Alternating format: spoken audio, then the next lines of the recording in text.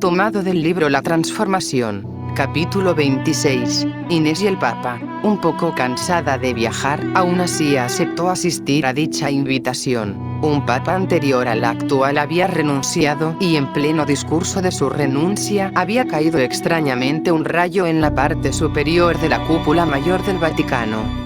Entre los rumores del significado de ese rayo, se ventilaba que el Papa renunciaba porque llegaba el nuevo Papa como la llegada del diablo. Otros decían que su renuncia había sido a que no deseaba ser el último Papa, ya que la Virgen de Fátima, Nostradamus, Malaquías y hasta la Biblia anunciaban la destrucción de la ciudad del Vaticano y la muerte del Papa. El Papa actual era un argentino y en poco tiempo había ganado más terreno político que cualquier otro Papa y se perfilaba para ser el líder del mundo. Su estancia fue atendida por personalidades famosas, empresariales y religiosas, pero ella no tenía pelos en la lengua para hablar. Todas sus palabrotas estaban llegando a oídos del Papa en turno y el pontificio la llamó a cita. Ella accedió. Estando en el Vaticano, ella dijo al Papa: ¿para qué soy buena?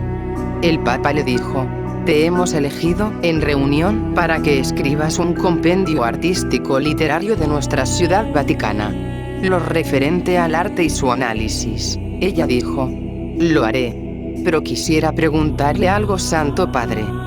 Dime, hija, ¿cuál es su función? El Papa quedó pensando por un momento y, sorprendido por la pregunta, dijo: todos saben mi función. Negociar con la política, estar en este escritorio, firmar y posar para la prensa. Replicó Inés: ¿cómo puedo yo salvar al mundo, hija, sin la ayuda de la humanidad? Dijo el pontífice, poniendo el ejemplo de humildad, misericordia y amor, dijo la niña, y salió de aquel edificio lleno de arte, despreciando aquel histórico momento con el Papa. Aún en Roma su estancia, publicó el ensayo y lo presentó. Había dejado preocupación en la mente del Papa y en reunión con grandes empresarios y políticos, por eso, el Papa pidió que se le diese un premio de literatura para apaciguarla. Se le invitó a reunirse con tales personajes importantes. Antes de la reunión, apareció en la oficina del Papa y se paró ante él. Era una celebridad y para ella era fácil ser recibida por quien fuera.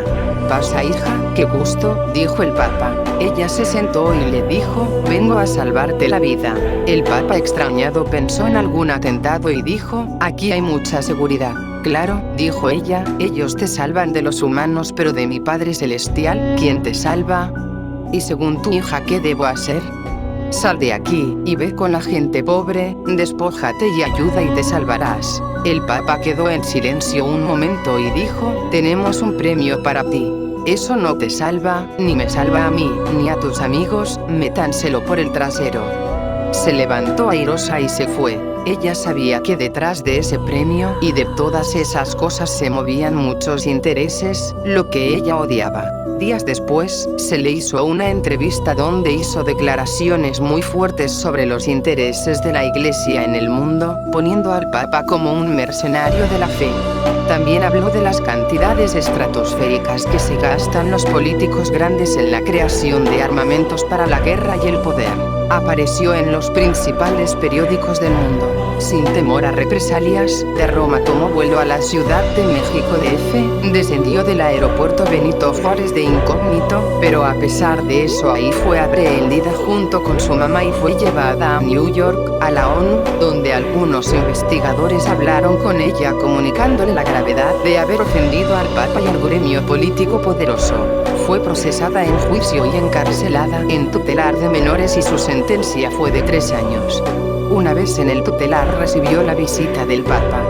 Multitudes de prensa llegaron a la cárcel para cubrir la noticia. La idea del Papa era perdonar públicamente a Inés y levantarle el castigo de la ofensa pública que Inés había hecho en Roma, exonerarla de la culpa y sacarla de la cárcel. Inés dijo: «ya entendí, primero me culpa atropellándome con un grupo de judiciales en donde no los ven, y luego me disculpa trayendo a la prensa para que vean su misericordia». Inés no aceptó el perdón y dijo que era un evento más de publicidad y volvió a gritarle en su cara diciéndole que dejara de utilizar a Dios en sus propósitos.